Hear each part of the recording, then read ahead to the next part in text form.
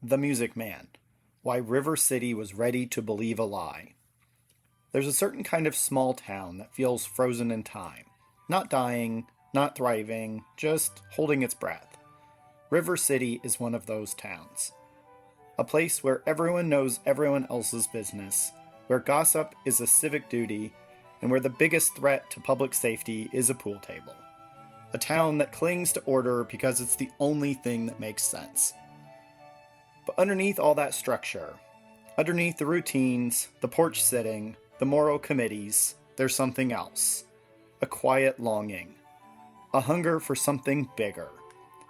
River City isn't just the setting of The Music Man. River City is the main character. And this is the story of how a small town, stuck in its own patterns, accidentally found a myth big enough to change everything. Before Hill, the town as a closed system. Before Harold Hill ever steps off that train, River City is a closed ecosystem.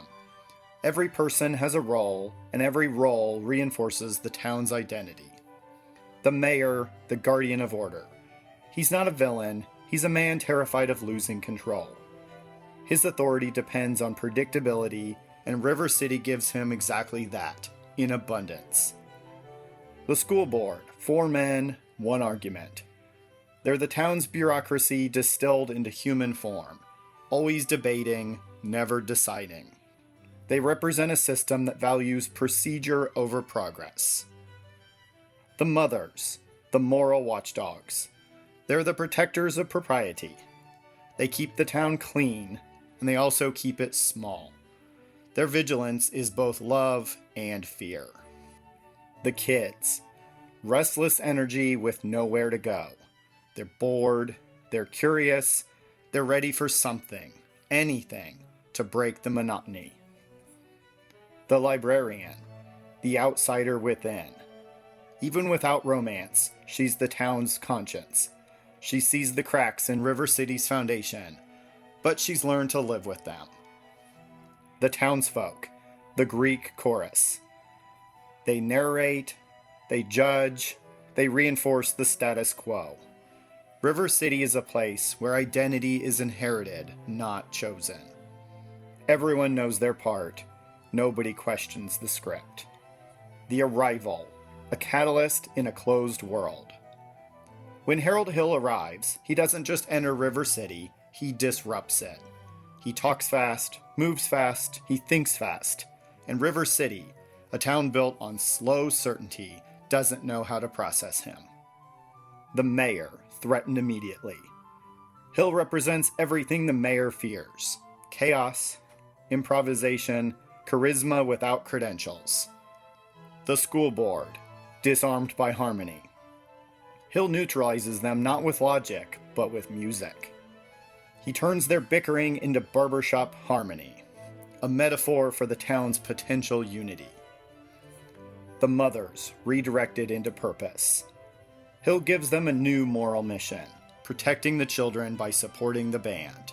Their fear becomes fuel. The kids, finally given a myth. Hill gives them something River City never has: a dream that feels bigger than the town itself. The townsfolk, hungry for a story. They don't fall for Hill because he's convincing. They fall because they're ready. River City has been waiting for someone to tell them who they could be. During Hill, the town learns to dream. This is where River City becomes alive. Gossip turns into celebration. The same voices that once whispered warnings now spread excitement. The town's communication network shifts from fear to hope. The school board becomes the soundtrack. Their harmonies echo through the film, a literal sign of the town learning to work together. The kids become the emotional center. Their enthusiasm is contagious. Their belief becomes the town's belief. The mayor loses control, and the town doesn't mind. For the first time, River City realizes it doesn't need strict order. It needs shared purpose. Porches become gathering places. The town stops watching each other and starts joining each other. Hill's Con isn't what changes River City. It's the story he gives them, a story they desperately needed. After Hill, the town that saves itself. Here's the part the movie doesn't show, but the story implies. If Hill leaves, River City keeps the band, keeps the harmony, keeps the belief. The lie becomes their truth. If Hill stays, not as a romantic partner, just as a presence, he becomes the town's unofficial storyteller, the keeper of their new myth. Either way, River City is changed forever. The mayor is humbled, the school board is unified, the mothers are empowered, the kids are confident, the librarian is respected. The townsfolk have a shared identity. River City becomes a place that believes in itself. The town was the hero all along. The Music Man isn't the story of a con man who saves a town. It's the story of a town that was ready to be saved. A town that needed someone to hand them a myth big enough to gather around. Harold Hill didn't fix River City, he just held up a mirror.